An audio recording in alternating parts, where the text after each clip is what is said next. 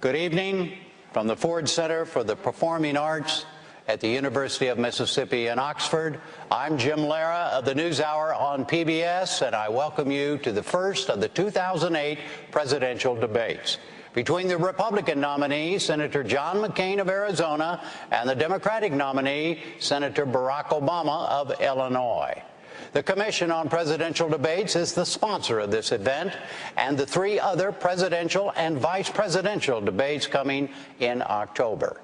Tonight's will primarily be about foreign policy and national security, which by definition includes the global financial crisis.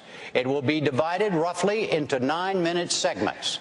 Direct exchanges between the candidates and moderator follow-ups are permitted after each candidate has 2 minutes to answer the lead question in an order determined by a coin toss. The specific subjects and questions were chosen by me. They have not been shared or cleared with anyone. The audience here in the hall has promised to remain silent. No cheers, no applause, no noise of any kind, except right now as we welcome Senators Obama and McCain.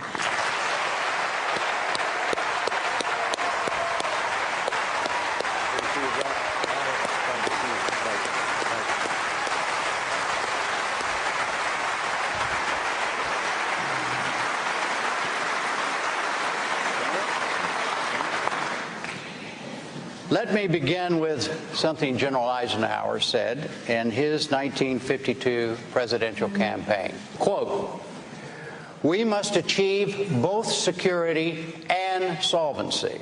In fact, the foundation of military strength is economic strength," end quote.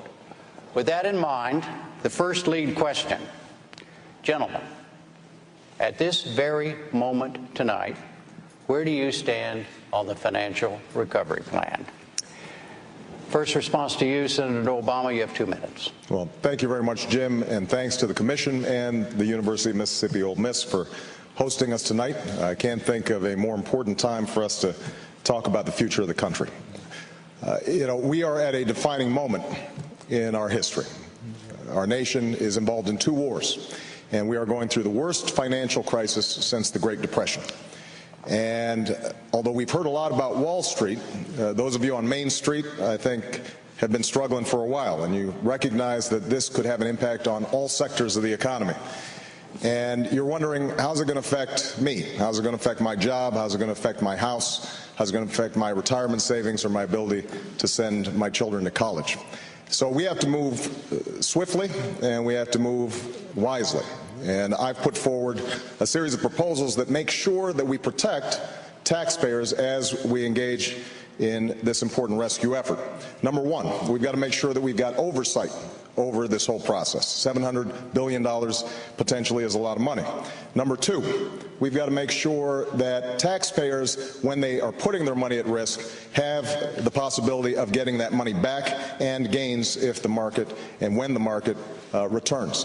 Number three, we've got to make sure that none of that money is going to pad CEO bank accounts or to promote golden parachutes.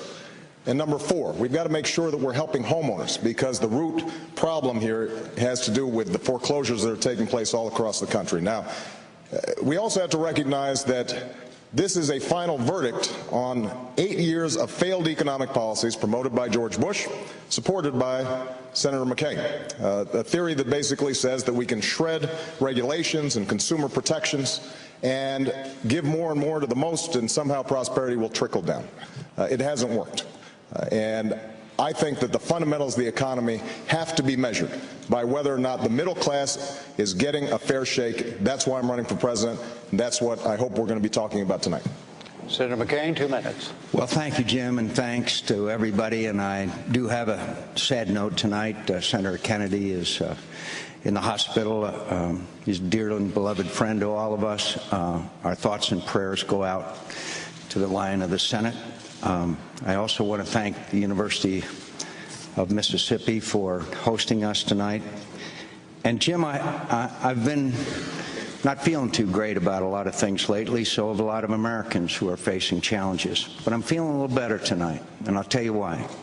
Because as we're here tonight in this debate, we are seeing, for the first time in a long time, Republicans and Democrats together sitting down, trying to work out a solution to this fiscal crisis that we're in. And have no doubt about the magnitude of this crisis. And we're not talking about failure of institutions on Wall Street. We're talking about failures on Main Street and people who will lose their jobs and their credits and their homes if we don't fix the greatest fiscal crisis probably, certainly in our time. And I've been around a little while. But the point is we have finally seen Republicans and Democrats sitting down and negotiating together and coming up with a package. This package has transparency in it. It has to have accountability and oversight. It has to have options for loans to failing businesses rather than the government taking over those loans. It has to have a package with a number of other essential elements to it. And yes, I went back to Washington, and I met with my Republicans in the House of Representatives, and they weren't part of the negotiations, and I understand that. And it was the House Republicans that decided that they would be part of the solution to this problem. But I want to emphasize one point to all Americans tonight. This isn't the beginning and the end of this crisis. This is the end of the beginning if we come out with a package that will keep these institutions stable. And we've got a lot of work to do. And we've got to create jobs, and one of the areas, of course, is to eliminate our dependence on foreign oil. All right, let's go back to my question, how you all stand on the recovery plan, and talk to each other about it. We got 5 minutes. We can negotiate a deal right here. But, I mean, do you favor this plan, Senator Obama? And you, Senator McCain, are you in favor of this plan? We haven't seen the language yet. And I do think that there's constructive work being done out there. So for the viewers who are watching, I am optimistic about the capacity of us to come together with a plan. The question I think that we have to ask ourselves is, how did we get into this situation in the first place? 2 years ago, I warned that because of the subprime lending mess, because of the lax regulation, that we were potentially going to have a problem, and tried to stop some of the abuses and mortgages that were taking place at the time. Last year, I wrote to the Secretary of the Treasury to make sure that he understood the magnitude of this problem and to call on him to bring all the stakeholders together to try to deal with it. So the question I think that we've got to ask ourselves is, yes, we've got to solve this problem short term, and we are going to have to intervene. There's no doubt about that. But we're also going to have to look at how is it that we shredded so many regulations. We did not set up a 21st century regulatory framework to deal with these problems, and that in part has to do with an economic philosophy that says that regulation is always bad. Are you going to vote for the plan, Senator McCain? I hope so, and I. As the United States Senator, you're going to vote for the plan? Sure, but let me point out.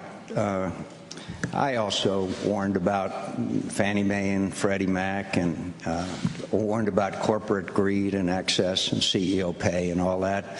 A lot of us saw this train